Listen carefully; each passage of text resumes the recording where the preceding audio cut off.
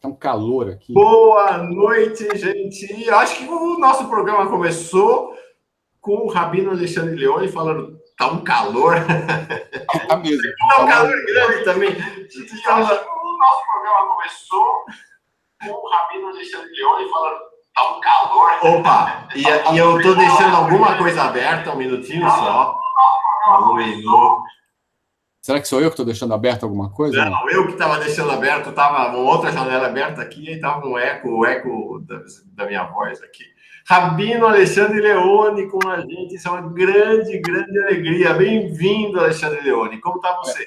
Muito obrigado, Mauro. E eu descobri que a gente já se conhecia de outras épocas, né? Sim, eu estive na sua sinagoga. No bar mitzvah do Fábio Aspes, né? Isso. Você é primo da mãe dele, da Ana? Primo da mulher. Primo da mãe dele, exatamente, da Ana. Na verdade, o bar mitzvah do Fábio e o bato da Débora. Os dois fizeram no mesmo dia, né? Você estava lá. E a gente foi se reencontrar nesses caminhos da vida, né? Fantástico, fantástico. Foi muito. O Rabino Alexandre Leone e eu, na verdade, temos várias transversalidades na vida, desde essa parental, vamos dizer assim, né? Ou comunitária parental. Então, essa família do Daniel, da Ana, do Fábio e da Débora. A Ana é minha prima, o Daniel era da comunidade da sinagoga do Rabino Alexandre Leone, e aí eu fui acabar lá.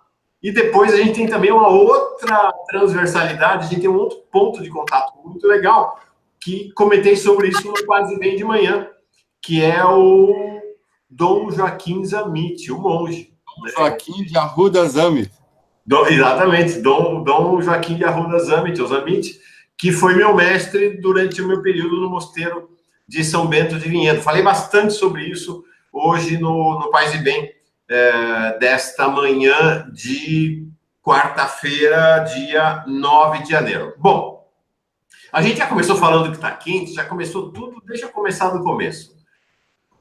Este aqui é o canal Paz e Bem e é também a TV 247, porque esse programa está sendo transmitido ao vivo pelo canal Paz e Bem, mas será retransmitido provavelmente no dia 10 de janeiro. Então, amanhã, 10 de janeiro, para quem está vendo pelo Paz e Bem. Hoje, 10 de janeiro, para quem estiver vendo pela TV 247. Então, ao vivo, e nós vamos subir ele no formato de estreia na TV 247, que permitirá, então, que a gente possa conversar durante a transmissão do programa. Então, é uma iniciativa conjunta, são dois canais irmãos. O canal Paz e Bem é um filhotinho da TV 247. O recorte é o mesmo. O recorte é de olhar para a vida, para o país, e no caso do canal Paz e Bem, para a espiritualidade, a partir de uma visão de pluralidade e paz, que é o espírito também do Brasil 247 e da TV 247. E aí, a gente foi se cruzando, chegando aqui hoje essa alegria de trazer o Rabino Alexandre Leone para conversar conosco. Há 2 dias atrás, nós conversamos com o reverendo Eduardo Henrique, da Igreja Anglicana. Já conversamos também com 2 teólogos católicos, o Eduardo Guimarães e o Faustino Teixeira, 2 nomes importantes no diálogo interreligioso. E tem muita conversa para vir pela frente. Esse canal, nós temos um programa dos irmãos e irmãs do Sejus, Centro de Estudos Espiritismo e Justiça Social, e a ideia do canal é ser um grande jardim dessa espiritualidade plural, e neste jardim tem uma flor muito bonita, que é o judaísmo, e o Alexandre Leone, o Rabino Alexandre Leone, vem conversar com a gente hoje sobre isso. Estamos ao vivo, Alexandre, já tem aqui, ó, Maria Lúcia dizendo boa noite, o Menino Poeta, a Gi, a Cris da Ânima dizendo é um grande encontro, a Nilda, Ivanilde Pinheiro, a Nilda Maria Ribeiro dizendo encontro de 2 sorrisos encantadores. A gente gosta de sorrir mesmo, o Leone é bem, a gente se dá bem, a gente tem uma boa identidade. Deixa eu te perguntar uma coisa para começar, para colocar a bola em campo, Alexandre Leone. O que é o judaísmo? O judaísmo é uma civilização, o judaísmo é uma tradição, o judaísmo é um povo, os judeus são uma nação, né? É algo difícil de você encaixar em uma caixa muito simples, né? Algo no meio destas diferentes definições. Esta tradição, este povo, existe há milênios, mas ele foi, nessa sua caminhada, também amadurecendo, também se transformando, também se diversificando. No século XX, Mordechai Kaplan, um pensador judeu norte-americano, ele escreveu um livro chamado Judaism as a Civilization, né? O judaísmo como uma civilização. Então, é alguma coisa que para mim, talvez, que estou dentro, difícil de definir, tá bom? Mas que não cabe numa única caixa. Não é apenas uma religião, não é apenas uma nação, né? Não é apenas uma civilização. Legal. E uma segunda pergunta antes. Nós temos muita conversa. Esse programa não vai ser suficiente para toda a conversa que a comunidade Paz e Bem tem que ter com o Alexandre Leone, que não é uma conversa da comunidade Paz e Bem com o Rabino Alexandre Leone. O Rabino Alexandre Leone é da comunidade Paz e Bem. Eu sei que ele assiste programas da nossa comunidade, tem acompanhado, então também... Não no horário. Não às 6 da manhã, né? Não ao vivo às 6 da manhã. Não, tá bom. O que é o Rabino? Rabino, para... Os judeus são, né, muito pouca gente no Brasil. O judaísmo tem uma expressão relativamente pequena, e apesar de se falar muito dos judeus, do judaísmo, da Bíblia, da Torá, as pessoas conhecem muito pouco. O rabino é mais ou menos parecido com um padre, um pastor ou um reverendo, ali no caso dos anglicanos? Não, na verdade, não, porque o rabino não é um clero. Não existe um corpo clerical na tradição judaica. O rabino é um erudito da Torá. Então, a princípio, o título, que significa alguma coisa como senhor, né, não é um título tão especial assim, ele foi dado desde o final da Antiguidade a pessoas que eram considerados como eruditos da Torá, como juristas da lei judaica, como pessoas que elaboram também um pensamento judaico baseado nessa tradição. Mas não é um clero. Os rabinos são professores. Essa é uma boa definição, legal. Rabinos são professores. E, até onde sei, a relação do rabino com a comunidade, então o rabino é uma figura diferente da figura clerical, da figura do clero, da figura do padre, da figura do pastor. A relação do rabino com a comunidade onde ele está inserido é uma relação efetivamente comunitária, de serviço. A comunidade reunida em torno da sinagoga, até onde eu sei, contrata o rabino, mantém o rabino, e há uma relação muito parelha, muito igual, muito horizontal entre o rabino e a comunidade, não é isso? Isso vai depender de uma comunidade para outra, né? Mas o que acontece é isso mesmo. O rabino é um servidor da comunidade, tá bom? Ele é alguém que está lá para ensinar, está lá para organizar, e hoje em dia, talvez, muitos ritos judaicos ficaram a cargo dos rabinos, porque as pessoas se distanciaram e precisam reaprender o judaísmo, que, na verdade, é uma religião de uma prática leiga, né? Todos os judeus são basicamente obrigados às mesmas coisas, e a prática judaica não é só na sinagoga, na comunidade, ela também é em casa, né?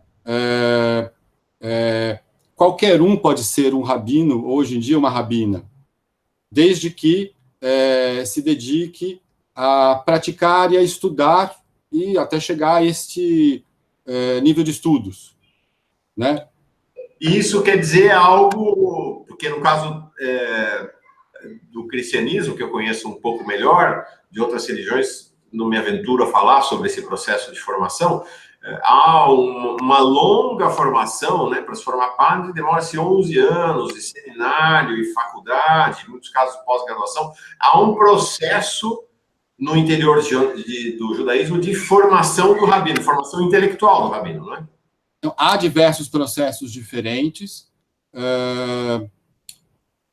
O tradicional é se estudar numa academia rabínica, aquilo que é chamado yeshivá, tá bom? Onde basicamente se estudaria o Talmud, a literatura e em torno da literatura rabínica, mas fora do mundo acadêmico, né? A partir do século XIX, no entanto, a começar pela Europa e depois em outros lugares, apareceram os seminários rabínicos, de várias linhas diferentes, né? Ortodoxa, massorti, liberal, seminários com diferentes características, aonde a formação rabínica ela não era mais apenas a formação tradicional, mas junto com ela uma formação acadêmica em filosofia, em história, em artes, em literatura. A ideia é que esse conhecimento torna o conhecimento da tradição ainda mais profundo. Aonde eu estudei, o Jewish Theological Seminary, onde Heschel foi professor, é uma escola de pós-graduação, ou seja, você já tem que ter uma graduação, mas, ao mesmo tempo, uma trajetória judaica consistente para entrar, né, até a estudos prévios, assim, né? Então, quem entra muito cru faz em 7 anos, em 6 anos. Quem entra, como é que eu vou dizer, um pouco mais organizado nisso, talvez faça em 5 anos, mas é também um curso que demora bastante anos. Bom, você tem que passar por 1000 entrevistas diferentes o tempo todo, né? Imagino que no mundo católico seja parecido, não? Sim, isso mesmo. E vou dizer, Alexandre Leone estuda mesmo, vou mostrar para vocês. Mas antes, queria dizer o seguinte, o Paulo Oliveira está nos lembrando que Recife tem ainda, e agora como museu, a primeira sinagoga das Américas. É no Brasil, não é nos Estados Unidos, é no Brasil. A primeira sinagoga das Américas está lá em Recife hoje como museu. Na verdade, a reconstrução daquela que seria a primeira sinagoga. Eles encontraram o sítio arqueológico e fizeram um centro cultural e reconstituíram como seria essa primeira sinagoga, né? Para assinalar que lá foi.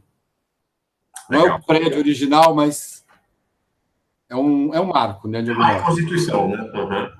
Olha, aqui está entre nós, está assistindo o programa e participando aqui das conversas, o reverendo Eduardo Henrique, que foi entrevistado, como eu disse, 2 dias atrás. Tivemos uma conversa fantástica aqui no Paz e Bem, e é um membro ativo dos programas, da comunidade, é uma figura fantástica, né? As pessoas que não conheciam ficaram realmente muito impressionadas e alegres com a conversa com ele. A Genoveva Flauzino mandando um abraço, de Minas Gerais, a Rosângela Menezes mandando boa noite. A turma está chegando. Como eu disse, o Rabino Alexandre Leone, então, essa é uma característica dos rabinos, né, o estudo, e, no caso, o estudo acadêmico, o estudo intelectual, o estudo como uma trajetória acadêmica. Então, o Rabino Alexandre Leone, ele mencionou o Heschel. Ele é, hoje, no Brasil, o maior especialista em Abraham Heschel, que é um nome central no judaísmo do século XX, e, na verdade, acho que é um nome central do ponto de vista do pensamento do século XX, para além das fronteiras do judaísmo. E tem 2 livros de Alexandre Leone, do Rabino Alexandre Leone, sobre o Heschel. Esse aqui eu mostrei no Paz e Bem hoje de manhã, que é A Imagem Divina e o Pó da Terra, Humanismo Sagrado e Crítica da Modernidade em A.J. Heschel. Abraham Joshua Heschel. Avraham Joshua Heschel. Isso, tá aqui, olha. Eu mostrei hoje cedo. No Paz e Bem de manhã, a gente está fazendo, vamos dizer assim, nós começamos hoje o que eu espero nos próximos 2, 3 encontros nossos ser um beabá de Heschel. Heschel realmente é fantástico, não é à toa que ele escreveu. Aí depois, quando a gente tiver feito o fundamental de Heschel, nós vamos chamar o Rabino Alexandre Leone de novo, para aí a gente fazer um aprofundamento em Heschel com ele, tá bom? Eu vou me socorrer dos livros do Heschel agora, mas depois o Alexandre Leone, nós vamos arrancar dele o compromisso hoje de voltar para a gente poder daí mergulhar mais na profundidade de Heschel. Isso aqui foi o mestrado do Rabino Alexandre Leone. Isso aqui, o doutorado do Rabino Alexandre Leone. Esse outro livro, Mística e Razão, Dialética no Pensamento Judaico, tendo Heschel como centro também. É isso, você se tornou um especialista em Heschel, né? Um estudioso. Eu, como é que eu vou dizer, me aprofundei nele, fiquei muitos anos estudando, porque me apaixonou. Desde o primeiro contato que eu tive com textos do Heschel, eu senti que não era só uma questão intelectual, também tinha uma identidade muito grande que eu sentia pelo que ele... o modo como ele elabora o pensamento judaico e o pensamento humano. Em Heschel as coisas estão muito juntas, né? E curioso, muito interessante, mas também muito significativo dos caminhos da espiritualidade, como a espiritualidade de fato é um fenômeno plural, não foram os judeus que apresentaram Heschel ao Brasil. Quem apresentou Heschel ao Brasil foi um monge, meu mestre, Dom Joaquim Zamit, que descobriu Heschel em 1973. Em 73, o Papa Paulo VI fez uma locução muito importante. Nesta locução, ele falou do Heschel, porque o Heschel teve participação no Vaticano II. O Heschel teve uma participação importante no Concílio Vaticano II. O diálogo interreligioso, ele foi um dos que abriram isso, não é? Não, ele abriu... Esse Heschel era uma figuraça. Deixa eu mostrar para vocês aqui quem era o Heschel. Olha aqui, eu tenho uma foto dele, mostrei hoje cedo, mostro de novo. Este aqui era o Rabino também, Rabino Heschel, Abraham Joshua Heschel. Olha ao lado de quem ele está aqui nessa foto. Olha aqui, ó. Ao lado de Martin Luther King. Ao lado de Martin Luther King, ele foi um dos líderes da luta pelos direitos civis nos Estados Unidos. Aí Dom Joaquim vai lá e escuta, lê o Papa Paulo VI falando do Heschel. Ele fala, que história é essa? E ele vai atrás do Heschel e aquilo revira o caminho de espiritualidade desse monge. Um monge importante. Dom Joaquim Zamit foi abade do mosteiro de São Bento de São Paulo, depois deixou e passou a ter uma vida de monge simples e despojado lá no mosteiro de São Bento de Vinhedo, onde eu conheci aos 87 anos, mas muito marcado por essa trajetória de Heschel, que chega ao Brasil nesse livrinho. O Homem à Procura de Três. Em 74, sai esse livrinho aqui no Brasil, 20 anos depois do lançamento lá em Nova York, com a introdução de Dom Joaquim. Então, deixa eu só te colocar algumas informações sobre isso, tá? Ótimo. Em primeiro lugar, Dom Joaquim é o primeiro estudioso de Heschel no Brasil. A primeira pessoa que elaborou textos, né, justamente aqueles prefácios, né, são as primeiras elaborações de um brasileiro acerca do pensamento de Heschel. Uma vez conversando com o Jacob Ginsburg sobre isso, o Jacob Ginsburg falava, não, mas o primeiro que trouxe Heschel fui eu. Porque naquela coleção judaica tem uma que ele publicou pela Perspectiva no final dos anos 60, começo dos anos 70, tem um livro chamado O Judeu e a Modernidade. E neste livro, Judeu à Modernidade, que é uma coletânea de vários autores diferentes, tem lá um pequeno comentáriozinho, como ele costumava fazer, e um texto do Heschel. Então ele fala que ele teria sido, como é que eu vou dizer, pelo menos o que deu o chute inicial, né? Agora, esse texto, O Judeu e a Modernidade, eu tive contato com ele quando eu estava no colegial. Eu estudei no colégio chamado Yali Peretz, que era uma escola judaica que tinha em São Paulo, né? Agora não existe mais, assim, aquele juntou com outro, né? E a professora de cultura judaica da época, a Morá, ela na lista de livros para comprar colocou esse livro, Judeu e a Modernidade. E ela deve ter usado, acho que 2 ou 3 artigos ou capítulos do texto, e o resto não usou. E eu, como é que eu vou dizer, depois fui olhar aquilo ali, e até hoje eu agradeço que ela me fez comprar aquele livro, porque foi ali que pela primeira vez eu li Buber, Heschel, Rosenzweig, né? Acho que Levinas também estava lá. Ou seja, meu primeiro contato ainda muito neófito foi na época do colegial com esse texto que era do Jacó, né? Que eles acho que ainda publicam. Mas o Dom Joaquim, na verdade, ele é o primeiro a elaborar de fato. E os 3 livros que foram traduzidos, Deus em Busca do Homem, O Homem Não Está Só e O Homem à Procura de Deus, são uma trilogia que Heschel escreveu durante os anos 50. Então, essa trilogia, Heschel tem outro, é uma obra muito grande, tá bom? Mas essa trilogia, ela tinha como, e tem, né? Tem como objetivo falar ao homem, à mulher, ao ser humano, à pessoa, nesta modernidade tardia. Buscar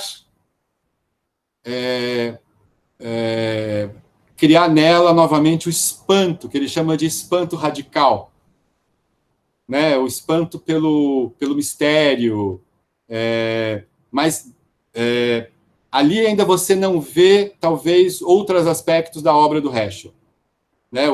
Mas ele fala uma coisa muito bonita em Deus em Busca do Homem, não, em O Homem Não Está Só, que ele coloca assim, para que serve o ser humano?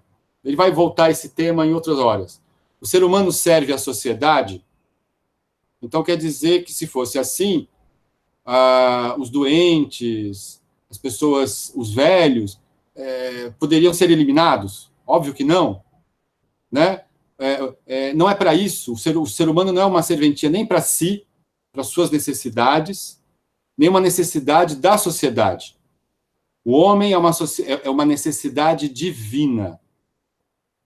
Deus precisa buscar o ser humano para despertar nele a possibilidade de trazer o divino ao mundo.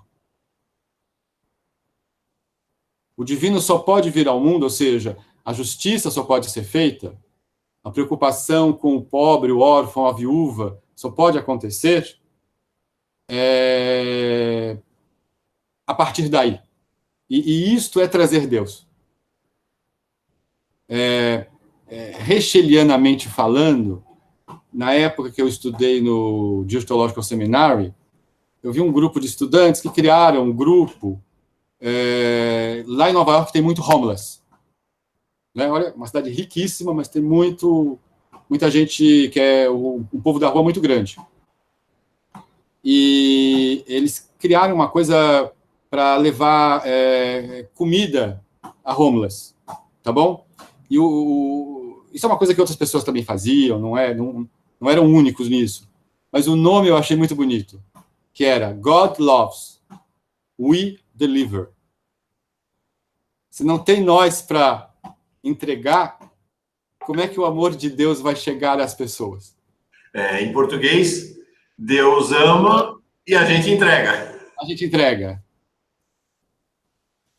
Eu acho que isso... uma ideia como engraçada, né? Porque é uma ideia com um pensamento tipicamente judaico, né? Essa coisa do pragmatismo judaico é muito legal, é muito interessante, bonito mesmo esse nome. Pois é. Aí, quando eu convidei o Rabino Alexandre Leone para vir aqui conversar, eu falei, bom, vamos conversar sobre o Heschel, né? Ele é o maior especialista do Brasil sobre o Heschel. E ele... Não sou o único, tem outras pessoas. Eu sei, mas é o maior estudioso nesse momento. Tem mais gente que estuda Heschel, claro. Heschel é um nome muito importante, né? Dessa modernidade tardia, ou do fim da modernidade, ou da transição da modernidade para a pós-modernidade. E aí ele falou, não vamos falar de Heschel, não. Então nós vamos fazer o nosso beabá de Heschel durante algumas manhãs lá no Paz e Bem, antes da gente avançar, antes da gente ir para as classes mais avançadas, como o Alexandre Leone. Ele falou, não, eu vou te mandar um texto do Levinas e nós vamos conversar sobre esse texto do Levinas. Nossa, foi uma surpresa. Ele me mandou o texto, é uma maravilha, fiquei maravilhado. Estudei esse texto para virmos para essa nossa conversa. E antes de entrar no ar, a gente estava falando, então eu pediria aqui para introduzir o texto do Levinas, que o Rabino Alexandre Leone partilhasse conosco esta ideia da centralidade. Tem vários intelectuais judeus que foram muito importantes no século XX. Mas há um trio, que é Heschel, Levinas, Emanuel Levinas, e Martin Buber, que me parece que são como que um tripé deste pensamento judeu. Eu queria que você introduzisse, então, esta dinâmica do pensamento judaico e da intelectualidade judaica e rabínica, no caso do Heschel. Não, o Martin Buber era rabino também? Não era, não. Não era, não. Nem o Buber, nem o Emanuel Levinas. Então, desse pensamento judaico no século XX, muito impactado pela Shoah, muito impactado pelo nazismo e pelo massacre do povo judeu. Né?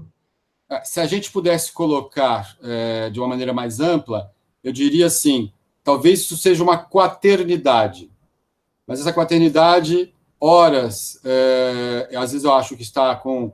O quarto nome seria Franz Rosenzweig, porque Franz Rosenzweig é o primeiro a tratar dessas questões da alteridade, de Deus como uma alteridade, isso no contexto contemporâneo, né? E ele, durante a República de Weimar, o Franz Rosenzweig escreveu A Estrela da Redenção, um livro dificílimo de ser lido, mas que eu acho que marcou essa geração. Então, a Estrela da Redenção, ele traz embrionariamente todas essas questões que vão depois aparecer em Levinas, aparecer em Buber, aparecer em Heschel, de formas diferentes. Ele também criou um instituto chamado Yiddish Lehrhaus, a Escola de Estudo Judaica, uma espécie de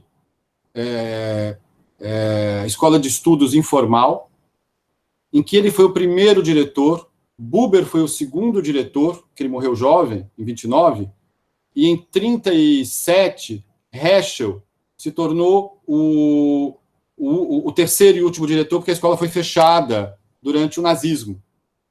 Então, eles têm uma relação até de terem sido, como é que eu vou dizer, uma sucessão de diretores desse instituto.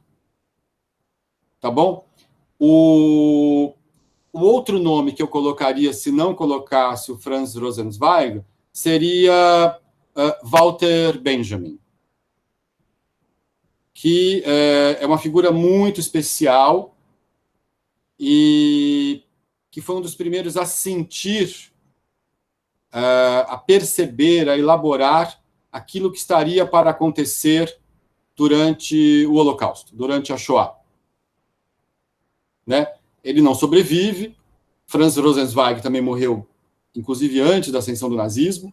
Né? Os três, Buber, Levinas e Heschel, estão no auge da sua produção, da sua capacidade intelectual, justamente durante o período nazista e pós-nazista.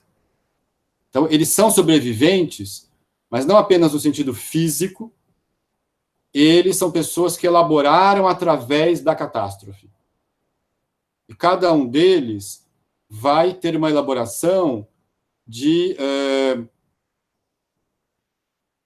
elaborar a desumanização. Como é possível que a desumanização nesse nível tecnológico, né, nesse nível... O nazismo teve toda uma organização, o julgamento do Eichmann mostra como a organização ia fina, era industrial, era dos trens, era de construção, era de como fazer as pessoas trabalharem antes de morrer. Tinha método, um método do mal. É uma coisa impossível de se fazer sem ter toda uma máquina tecnológica, até estatal atrás, né? Mas como isso pode acontecer justamente no centro da civilização? Na Europa, da onde partiu, por assim dizer, a civilização que nós chamamos a modernidade. Né? Como isso pode ter acontecido? E os três elaboram a partir dessa experiência da desumanização, do Holocausto, buscando renovar, buscando reencontrar, buscando a resiliência do humano. Né? Buscando reencontrar. E reencontrar o humano é reencontrar o espiritual. Né? Reencontrar o humano é reencontrar o espiritual. Então, Buber, que escreveu Eu e Tu, falando do diálogo eu, tu, eu com outra pessoa, né? Eu com você, mas também com o tu eterno, com Deus. Depois do Holocausto, ele vai escrever o eclipse de Deus. Ele vai, e é interessante, nos anos 50, Buber escreve o eclipse de Deus. O Horkheimer e o Adorno escrevem o eclipse da razão. E nesses três livros do Heschel, o Heschel elabora o que ele chama de o eclipse do humano. Ou seja, eles entendem que essa situação de desumanização não aconteceu apenas ali, mas que era uma coisa que deveria ser pensada como um sintoma da civilização. Desta, né? Como fazer para reencontrar o caminho da humanização? Talvez essa seja a grande contribuição que eles tenham. E interessante, né, Leone, a absoluta e inesperada atualidade desse pensamento hoje, à luz do ressurgimento do fascismo, do neofascismo agora, né, do neonazismo, e de governos que têm uma enorme identidade com os governos, tanto fascista na Itália quanto nazista na Alemanha, e que começam a se espalhar pelo mundo, aqui no Brasil. Né, o Bolsonaro, nós temos na Hungria, na Itália, nós temos o surgimento dessas forças neofascistas e neonazistas reinstalando esta lógica da desumanização. Isso traz uma atualização para autores como Levinas, como Heschel, como o Martin Buber, absolutamente inesperada, inclusive. Né? Eu acho que enquanto a gente tiver, como é que eu vou dizer, na civilização industrial, não é uma coisa desta década ou da década passada, como é que eu vou dizer assim, essa perspectiva é uma coisa que está sempre sendo recolocada, tá bom? Lógico, quando Levinas escreveu esse texto, de 57, ele não imaginaria que, ou talvez imaginasse, não sei, que pudesse reencontrar esses fenômenos novamente. Heschel é mais... ele, nesse ponto, ele fala, ou ele escreve, melhor dizendo, com mais urgência. Ele acha que aquilo que levou ao Holocausto poderia acontecer novamente. Uhum. E se não aqui e ali, tá entendendo? Então ele tem essa urgência, isso é verdade. O Buber ele morreu nos anos 60, né? Mas ele também tem uma elaboração importante. Ele escreve, inclusive, sobre o que é o homem, tudo isso depois. Bom, o texto do Levinas. Chegamos ao texto do Levinas. Eu vou só para aqui. O Alexandre Leone mandou para nós. Esse texto está no formato que eu vou conseguir colocar à disposição de toda a comunidade no site Paz e Bem. No site Paz e Bem. E aí colocarei depois, assim que eu subir no site Paz e Bem, eu vou colocar na descrição desse vídeo nosso, dessa conversa, dessa entrevista, e vou colocar também na aba da comunidade, da comunidade Paz e Bem. Lá tem uma aba comunidade, e lá vai estar esse texto, então. O texto é Uma Religião de Adultos, é a tradução de um texto francês, Une Religion d'Adultes, de 1963. É isso, né? Olha que coisa interessante. Esse texto, né, Uma Religião dos Adultos, que foi traduzido por uma amiga minha, a Sibyl Dweck, esta sim entendida de Levinas, né? Ele não foi publicado em português. Este texto aparece numa coletânea do Levinas chamado La Difficile Liberté, a difícil liberdade. Ensaios sobre o judaísmo.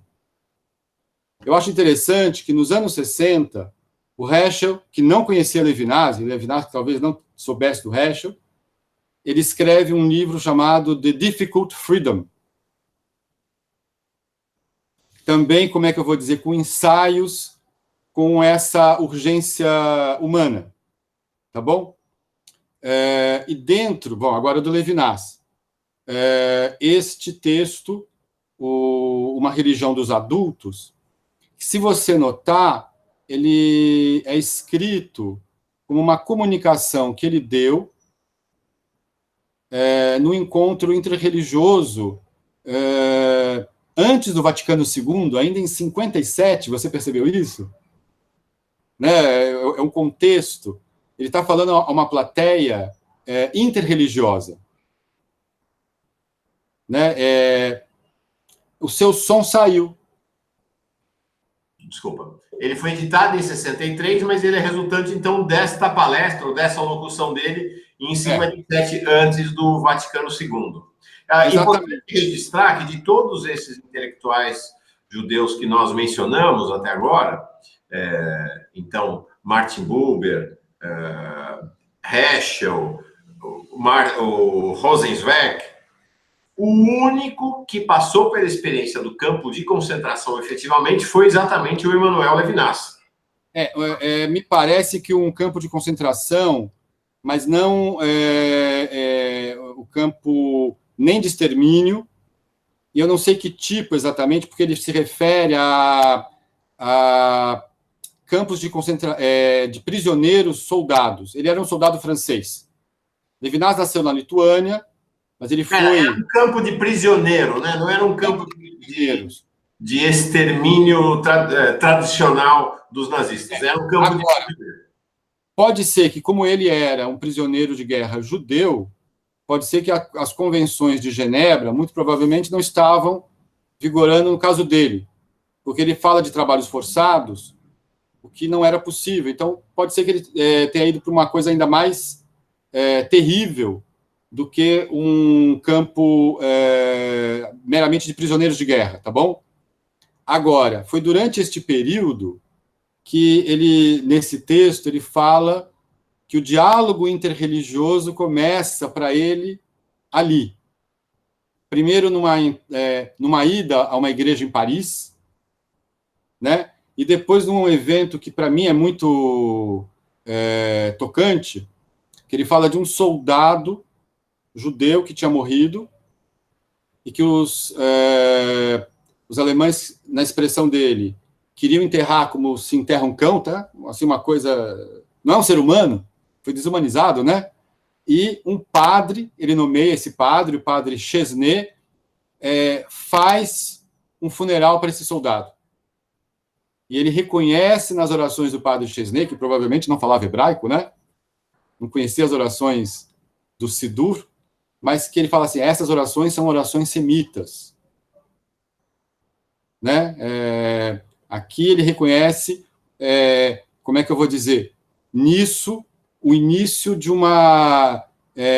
olha que interessante, o diálogo interreligioso, nesse texto, não começa como um diálogo apenas entre intelectuais,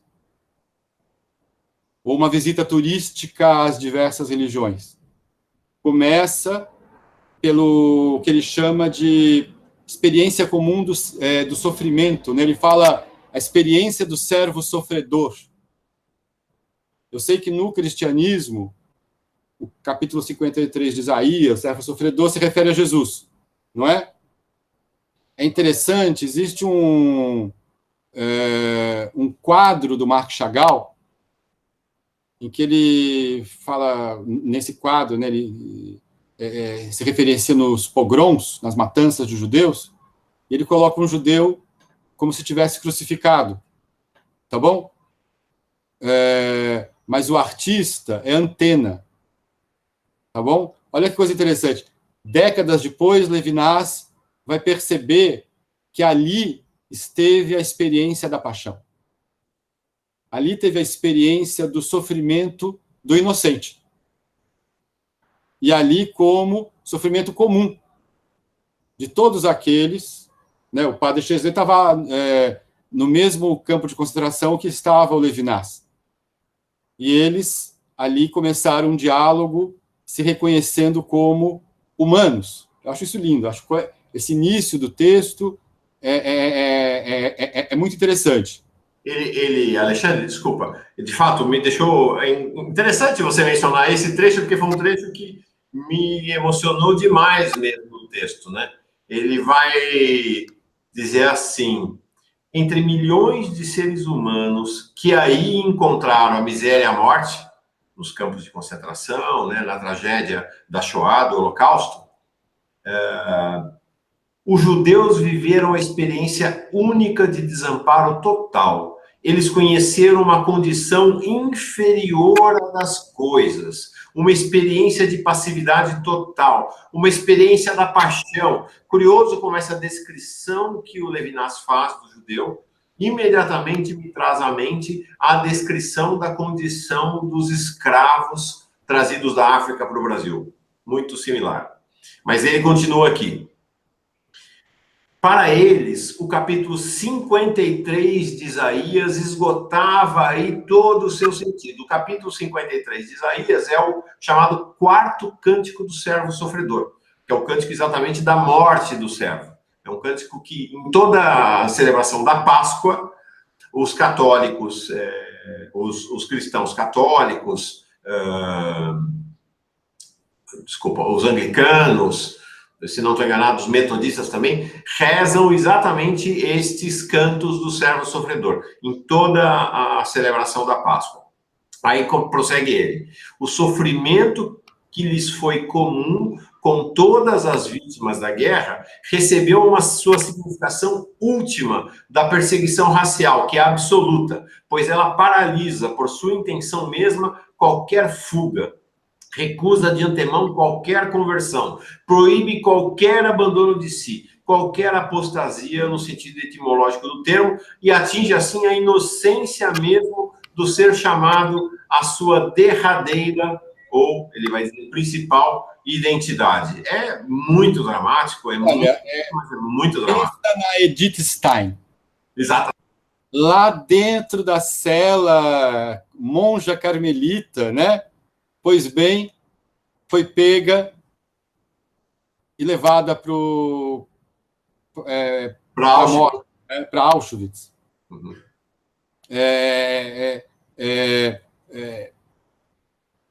Heschel, em outro momento, já que a gente está nesse diálogo aqui, ele fala assim, ver um outro, em termos de branco, preto, índio, sei lá, em termos étnicos, em termos grupais, é uma doença dos olhos. Ele chega a dizer que racismo é satanismo. Então você vê que interessante. Tanto Heschel como Levinas, eles estão pegando da tradição, mas eles estão reelaborando a partir de uma experiência profundamente humana. Né? De uma experiência profundamente humana. E é lá que ele traz a história do Padre Chesney. É lá que ele fala, como é que eu vou dizer, deste diálogo que começou como aceitação. Né? O Padre Chesney viu aqueles...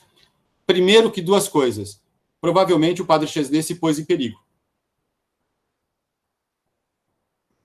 Eu duvido que ele tenha feito isso não tenha sido perigoso para ele.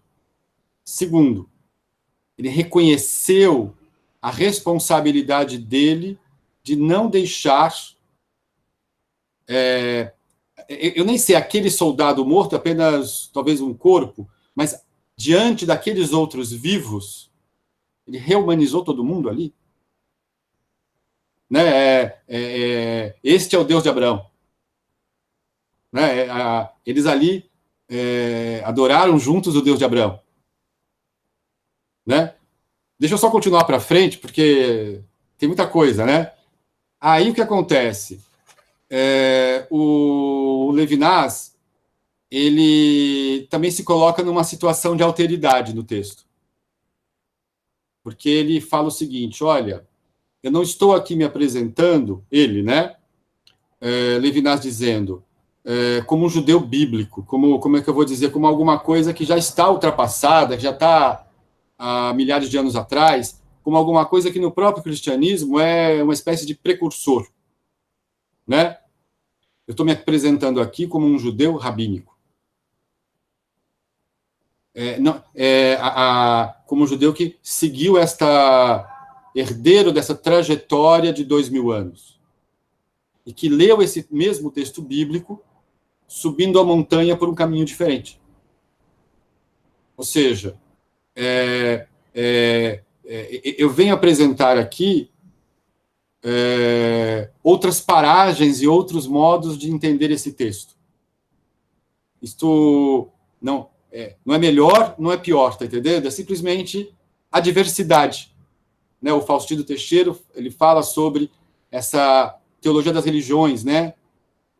E nasce do diálogo. Mas olha que interessante, não de um mero diálogo intelectual. Nasce da resistência humana. Isso é muito bonito. Né? Então ele fala assim, a voz de Israel, que ele quer apresentar, é filtrada pela tradição rabínica. E aí ele vem, como é que eu vou dizer, numa apresentação que eu diria o seguinte, dois humanistas, Heschel e Levinas, dois judeus que sobreviveram ao Holocausto e vieram da Europa Oriental e elaboraram em cima disso, mas que tem aqui, como é que eu vou dizer, uma polaridade muito bonita, né? Heschel é mais místico, né? Heschel quer nos reembriagar com Deus. Levinas, ele é mais sóbrio. Olha aqui, mística e razão acontecendo, né? Vou pegar um texto que eu escrevi. Então, o Levinas, ele lê o judaísmo como a religião dos adultos. De que modo? Eu acho isso muito interessante. Ele recusa o entusiasmo como sendo algo totalmente legitimado do ponto de vista dessa tradição. Por que ele recusa isso? Porque se você é tomado por algo maior, este algo maior te coloca em minoridade. Seja diretamente, como é que eu vou dizer, numa possessão. Seja seguindo um líder carismático que é capaz de fazer o que quiser. Tá bom? Você se tornou menor de idade desse modo.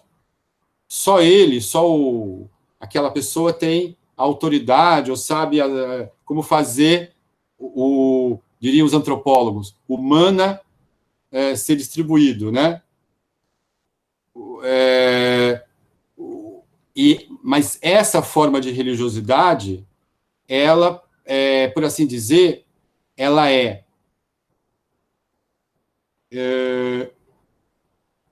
ambígua eticamente. Uma pessoa, independente se consegue ou não consegue fazer curas sobrenaturais, ainda que conseguisse, tá bom? Isto não significa que essa pessoa mantém um padrão que a gente chamaria de ético. A gente vê exemplos, não preciso dar, tá bom? Eu vi, o meu filho gosta de mágica, o Ariel. Ele me mostrou um mentalista inglês que ele faz no teatro dele uma apresentação que parece com esses curandeiros por aí. E ele realmente faz as pessoas se sentirem melhor. Mas ele sempre adverte, isso é truque. Tá bom? Isso é truque. Esta é a polaridade que o Levinas traz entre a religião do entusiasmo, a religião sacramental, ainda não separada do pensamento mágico, para ele, e o ateísmo, que vem e diz, está vendo? Isso é truque. Tá bom? Mas como é que eu vou dizer? Esse outro polo também é ambíguo em termos éticos. Ele pode ou não ser ético, não é necessário. Tá bom? Aí vem Levinas e diz o seguinte, escreve, né? O ateísmo, aliás, é um risco a ser concorrido, a ser corrido. Ele traz a história de Abraão. Né? O Abraão, na tradição rabínica, seria filho de um homem que tinha uma loja de ídolos, e foi lá e quebrou os ídolos para dizer que os ídolos não têm essa força, uma história toda. Mas o que ele quer dizer com isso? Que este ato de ateísmo é um ato a ser,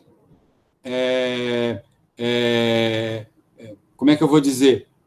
É um risco a ser corrido para se alcançar o que ele chama de a religião dos adultos, o monoteísmo. Em que sentido essa religião supera e há a síntese dos dois? Ela se mantém como religião, ou seja, como busca da transcendência. Ela, no entanto, retira do ritual, retira, como é que eu vou dizer, daquilo que Benjamin chama de a experiência cósmica, a centralidade da religião. O ato central da religião, o ato que traz Deus ao mundo, não é o rito, né? O rito é feito, segundo os antropólogos, para fazer o mito rolar aqui, né?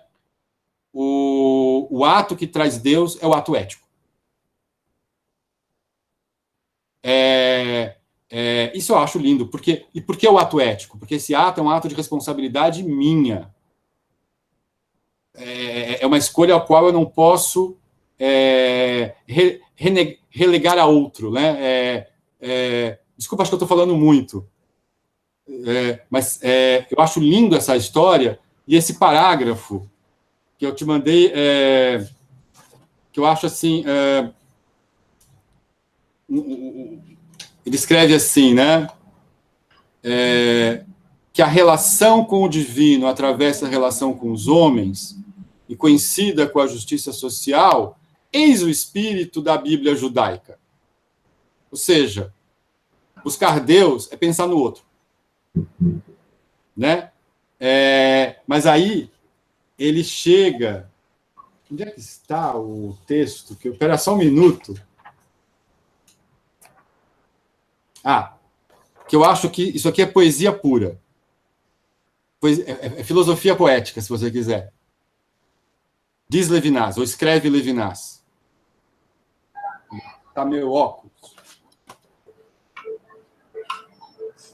A relação moral reúne, portanto, ao mesmo tempo a consciência de si e a consciência de Deus, nesta forma de religião. Né? A ética não é o corolário da visão de Deus. Não é porque eu encontrei Deus que eu vou ser ético. Uhum. Né? Isso Rosenzweig pensava assim.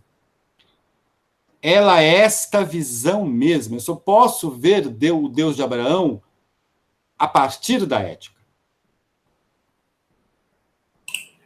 A ética é uma ótica. Em francês também vai, né? L'éthique, c'est une optique. De modo que tudo que sei de Deus e tudo que posso ouvir de sua palavra e dizer-lhe razoavelmente deve encontrar uma expressão ética. Na Arca Santa, onde Moisés escuta a voz de Deus, não há nada além das tábuas da lei. O conhecimento que podemos ter, que se enuncia, segundo Maimônides, ainda dentro do que Heidegger chamaria de ontoteologia, sobre a forma de atributos negativos, né? Maimônides dizia assim, a gente não pode afirmar nada sobre Deus, né? Sobre o ser de Deus, sobre a essência divina. É sempre dizer o que Deus não é, né? Recebe um sentido positivo a partir da moral. Deus é misericordioso significa, seja misericordioso como ele. Os atributos de Deus são dados não no indicativo, não é teologia. Pelo menos não é central. Eles são dados, mas no imperativo. Ou seja, o que você deve fazer? O conhecimento de Deus nos vem como um mandamento. Né? O conhecimento do outro também, né? Uhum. O mandamento, Heschel fala, o Levinas fala, o não matarás. Né? Conhecer Deus é saber o que se deve fazer. Ou seja, interessantemente, a partir desta visão do que ele chama de a religião dos adultos, ou seja, a religião que recusa a facilidade da embriaguez para ele, né, do ponto de vista dele, mas que tem na responsabilidade justamente com o outro, né, não apenas responsabilidade intelectual, né, Deus é misericordioso significa que você deve também ser assim. É aquilo que eu falei daqueles estudantes, colegas meus. God loves. We deliver. Né? Eu acho que na constituição de uma religiosidade universal, humana, que quer construir o humano, né? O Walter Benjamin, ele tem naquele texto do Planetário, ele fala assim, a evolução do Homo sapiens, a nossa espécie biológica, há muito tem chegado no final. Mas a da humanidade está apenas no começo. Porque a humanidade não é só ser uma espécie em si. Né? Vou ser hegeliano. Humanidade é ser para si, ou seja, reconhecer essa humanidade comum, mas que não começa dessa comunhão para ele, começa em você perceber o outro como algo que eu jamais posso absorver dentro de mim. É daí que vem a ideia dele de transcendência. Agora, eu tinha exatamente esse texto do Levinas que você falou agora. E ele me remete diretamente àquilo que no que nós cristãos chamamos de Novo Testamento, no Evangelho de Mateus, e é curioso porque dos 4 evangelhos, aquele que é mais mergulhado no judaísmo é exatamente o Evangelho de Mateus. O auge da espiritualidade de Jesus está lá no capítulo 25 do Evangelho de Mateus, é quando ele diz o seguinte: você alimentou o pobre? Você vestiu o nu? Você visitou o prisioneiro? Você acolheu o migrante? É um tema bem atual hoje. Isto define se você é alguém próximo de Deus ou não. Não é ir na igreja, não é rezar o terço, não é ficar dizendo, para pegar o Levinas, não é ficar dizendo que Deus é misericordioso, Deus é misericordioso, Deus é misericordioso. É fazer-se você mesmo misericordioso e misericordiosa. Essa é a prescrição, é preciso, é a definição mais clara que Jesus tem no Evangelho de Mateus e em todos os evangelhos, o que significa seguir o caminho da espiritualidade, seguir o caminho de encontro a Deus. É muito interessante, tem um paralelo evidente com essa formação do Levinas. Você falou uma coisa agora sobre... Estou tentando me reorganizar aqui.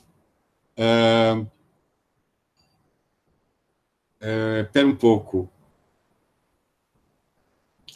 Me volta a uma coisa que você tinha dito um pouco antes. Desculpa. Sobre o pensamento de Jesus? Sim. Essa coisa de alimentar o outro.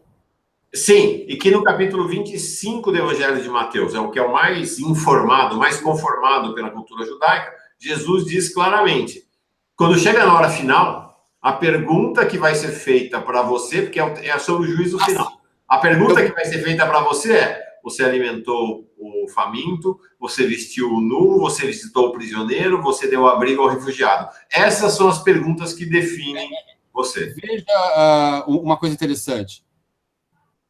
Mesmo, entre aspas, se atribuir a essa pessoa curas fantásticas, mesmo isto, deste ponto de vista, não é o que importa.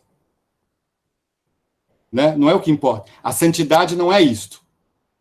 A santidade não é nesta forma de ontologia, porque ela tem que ser uma santidade que humaniza.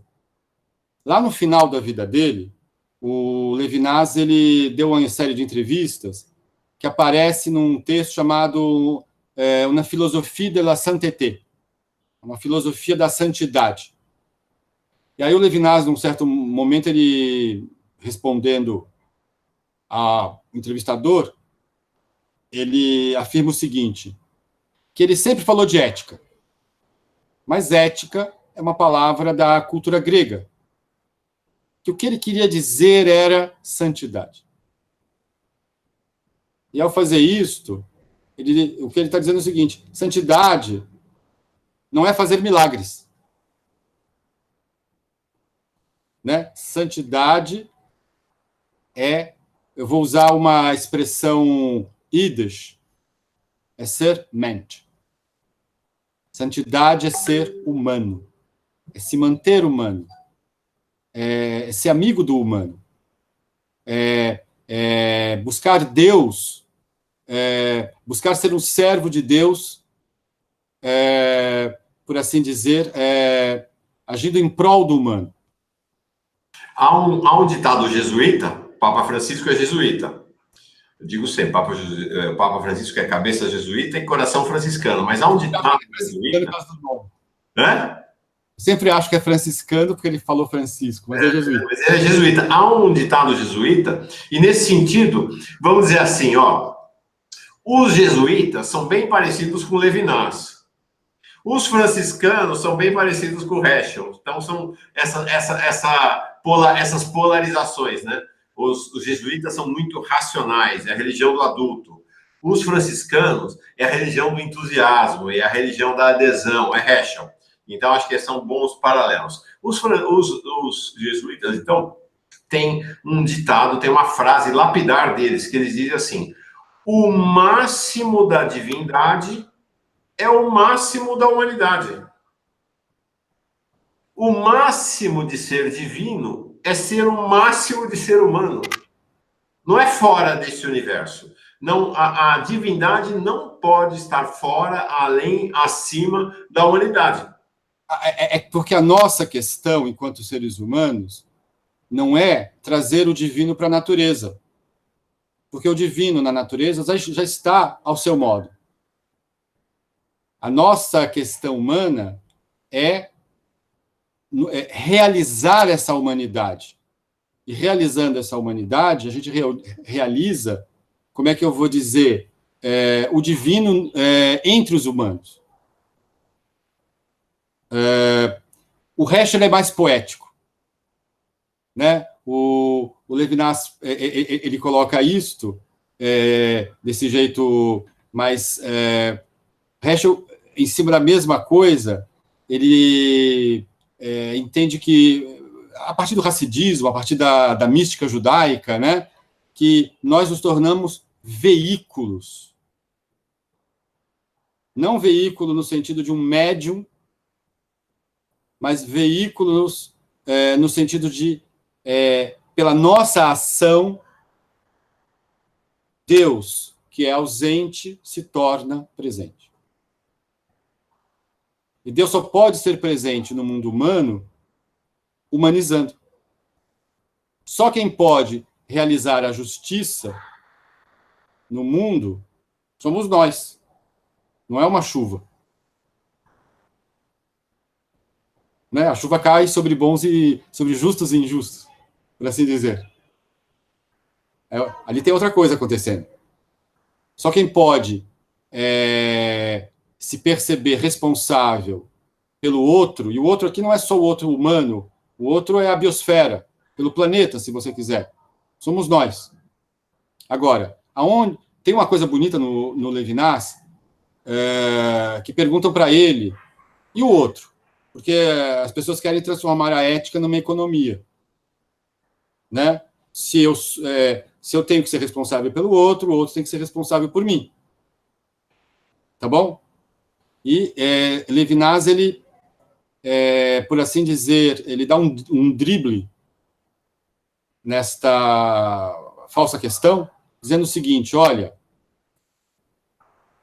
o problema da responsabilidade do outro por mim é um problema do outro, que não elimina a minha responsabilidade por ele de modo algum. Né? O pai do Levinas era dono de uma livraria de livros de literatura russa. Então, Levinas conhece muito literatura russa desde a juventude. Então, ele traz do Dostoiévski, está lá naquele texto, né? Aquela ideia de que são todos responsáveis, mas eu sou mais responsável do que todos. Eu não posso falar da responsabilidade do outro como se eu, por assim dizer, justificasse alguma coisa de não... a minha fuga a ter reconhecido... Ao reconhecer o outro como outro, eu me torno responsável por ele. Tem um dos trechos mais marcantes deste texto do Levinas, que você enviou para que seu fio condutor da nossa conversa, e mais uma vez, esse texto estará publicado no site Paz e Bem, eu vou colocar depois o link na descrição do vídeo, na aba comunidade, é só procurar também o site Paz e Bem. Tem um trecho desse texto que, assim, é muito impactante, que aí o Levinas diz o seguinte, é exatamente o trecho dele, é o item 5 do texto sobre a responsabilidade. Ele diz assim, Moisés e os profetas não se preocupam com a imortalidade da alma, mas se preocupam com o pobre, a viúva, o órfão, o estrangeiro. Vocês estão vendo que é a mesma preocupação de Jesus lá no capítulo 25 de Mateus? Aí depois, mais adiante, ele diz assim, porque aí vem uma interrogação que é uma interrogação constantemente feita, não apenas pelos ateus, mas pelos céticos, pelos descrentes. Diz assim, por que vosso Deus, que é o Deus dos pobres, não alimenta os pobres? Essa é uma pergunta clássica que os ateus e os descrentes, as pessoas céticas fazem. E aí ele diz assim, pergunta um romano a Rabi Akiba. E aí a resposta do Rabi Akiba, para que possamos escapar da danação. Essa resposta parece muito com o mestre dele, o Nahum Ishgamzu, que também falava desse modo, né? Mas continua, por favor. Não, e aí ele vai dizer assim, não se pode afirmar Ele diz assim: e não se pode afirmar mais fortemente a impossibilidade na qual se acha Deus de assumir os deveres e as responsabilidades do homem. A responsabilidade pessoal do homem em relação ao homem é tal que Deus não a pode anular. Em outras palavras, é nossa responsabilidade. Heschel, numa passagem muito semelhante, olha que interessante, né? A gente tem esse polo entre eles, mas esse polo não é tipo ou um ou outro. Não é Pelágio ou Agostinho, tá entendendo? Os dois são hereges e os dois são sábios. É como se fosse uma corrente elétrica passando. A corrente elétrica da elaboração do judaísmo humanista, se você quiser. Tá bom? O Heschel, ele como é que eu coloco? Nessa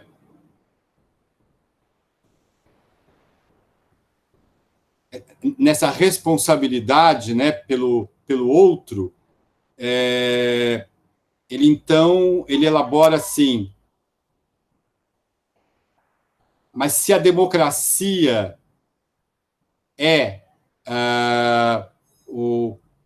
a sociedade dos adultos todos, então a democracia é a sociedade que todos somos responsáveis. Isso eu acho muito, muito interessante, né? Ou então, quando ele pensa o ser humano como necessidade, né? Deus não pode realizar no mundo aquilo que nós precisamos realizar. Porque, inclusive, o caminho é este. Né? E essa é uma questão fundamental, porque aquilo... Agora eu me lembrei o que eu ia colocar, desculpa. Era o seguinte, estou mal aqui. Num certo momento, o Heschel escreve assim: os filósofos nos levam às mansões da mente. E ele está se referindo aos filósofos gregos da antiguidade, né? Muitos dos quais viveram em épocas paralelas aos profetas. Aí ele, falando dos profetas, ele fala: os profetas nos levam a os cortiços de Jerusalém. A preocupação dos profetas não é com o metafísico lá, é para trazer Deus para cá. Aí tem a proposta hegeliana de que a Bíblia não deveria ser lida na chave de teologia do homem. Ou seja, afirmações ontológicas sobre Deus. Ela deve ser lida na chave da antropologia divina. O tema central da Bíblia é o ser humano e a preocupação divina com o ser humano. Olha que coisa interessante, né? E eu sinto que o Levinas, sem ter elaborado dessa forma, ele está dizendo algo muito semelhante. Mas, ao mesmo tempo, aqui tem uma crítica a Heidegger, né? Heidegger está preocupado com a mortalidade, né? Como Heidegger percebe o ser humano como irremediavelmente mortal, né? Então, ele faz uma filosofia da liberdade. Então, eu posso fazer a expressão máxima de mim mesmo. Ele está preocupado consigo. Para Levinas, a preocupação não é esta. A preocupação nossa não é com o que acontecerá depois. A preocupação nossa é com nossa responsabilidade agora. Ou seja, a preocupação central de Moisés e dos profetas é a preocupação com o outro. Né? É interessante essa... A gente está aqui entrando em Heschel, mas tinha que falar de Levinas, mas tudo bem, né? Fantástico. A gente tem que caminhar para o fim. Nós estamos aqui, nossa senhora, quase 8h30 da noite já, no horário, para quem está assistindo ao vivo. Não sei se está, talvez, maçante para as pessoas, hein? Eu acho que não. Eu estou achando uma maravilha e pelo que eu estou vendo aqui na conversa que está rolando aqui, acho que está todo mundo gostando. Vamos ver. Vamos ver. Seguinte, nós vamos encerrar, porque já está dando... Vai dar quase 1h30 de conversa, tá bom. É a primeira conversa de outras conversas que teremos com o Rabino Alexandre Leone. Eu queria reter 2 ideias que o Rabino traz para nós e que nos interroga a todos. Conversas que teremos com Deus, cristãos, o Rabino traz para nós, Umbanda, espíritas, ateus, agnósticos. Se queremos ser humanos, isto implica 2 posturas. Se a gente quer ser humano, se a gente não quer se desumanizar, tal como os nazistas o fizeram, se a gente quer ser humano, isso implica 2 posturas que aqui Levinas, Heschel e Buber nos dizem, esses 3, essa tríade e outros intelectuais judeus também. Tem um judeu lá chamado Jesus Cristo também diz a mesma coisa, que é assim, primeiro, é preciso olhar o outro, a outra. Não existe, eu não existo sem olhar para você. Eu não existo sem me relacionar com você. A existência do ser humano não é dada como algo em si mesmo, ela é dada como uma relação com o outro. Primeiro. Segundo, a responsabilidade. Eu só existo se eu me responsabilizo por você. Não como uma lei, não como uma regra que me é externa, mas como algo interno, como uma decisão interna que revolve o seu coração. Acho que esses são os 2 sentidos, o sentido do outro e o sentido da responsabilidade, que são muito marcantes para mim, pelo menos nessa conversa com o Rabino Alexandre Leone, a quem eu devolvo a palavra para encerrar esse nosso encontro de hoje. Olha, Mauro, muito obrigado por ter me convidado para esse bate-papo, tá bom? Fico muito contente, espero que as pessoas não tenham achado tão terrível, maçante esse diálogo, talvez estratosférico. Acho que as elaborações que eles fazem, Heschel, Levinas, são muito importantes para nós, hoje, né? E eu termino, talvez, com uma máxima da tradição judaica que é atribuída a Hillel o Velho, que tem muito a ver com essa responsabilidade, né? Hillel, aparece uma máxima dele no Pirkei Avot, que ele diz: aonde não tiver humano, tu tens a responsabilidade de ser humano. Ou seja, se você encontrou uma situação em que a sua responsabilidade está lá, você não tem como revogá-la para outra. Eu acho que... Como é a máxima? Repete a máxima para nós. Aonde não tiver humano, o humano é você. Aonde não tiver... ele escreve assim, onde não tiver a dama, onde não tiver o ser humano, você é o ser humano.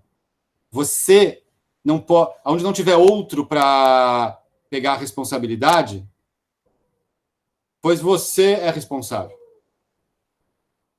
É o que no texto do Levinas fez aquele padre no enterro do soldado judeu que os nazistas queriam enterrar como um cachorro. Exatamente. Ou seja, talvez esta é a espiritualidade humana. Chegou o Natan. Oi, Natan. Natan chegou aqui. Então, agora a gente vai ter que terminar mesmo aqui, né? Mas o Levinas, em algum momento, ele escreve assim, que ele é partidário de um humanismo que ou caducou ou ainda não se estabeleceu. É nesse intermezzo que estamos nós. Como é que eu vou dizer? pegar essas elaborações anteriores e restabelecer, em todos os níveis, uma espiritualidade humanizante. Né? Fantástico. Eu gostei demais. Caminho para a vida, trabalho para a vida inteira, para todos nós, para começar já, agora. Então, vou terminar com essa palavra do Rabino Hillel. Onde não há humano, você é humano. Eu sou humano, você é humano, nós somos humanos. É nossa obrigação sermos humanos onde há uma situação de desumanidade, sempre. Significa, você não pode fugir à sua responsabilidade.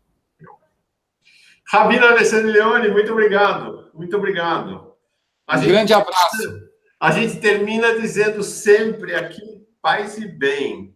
Então, paz e bem, eu fiquei pensando, Shalom, o Tov, né? Bem e bom em hebraico são a mesma palavra, pode ser Shalom, o Tov, mas eu vou talvez usar uma aproximação mais próxima da tradição, que seria Shalom Uvracha, paz e bênção. Fantástico. Tá bom? Grande abraço. É a nossa despedida de hoje. Valeu, gente. Valeu. Valeu.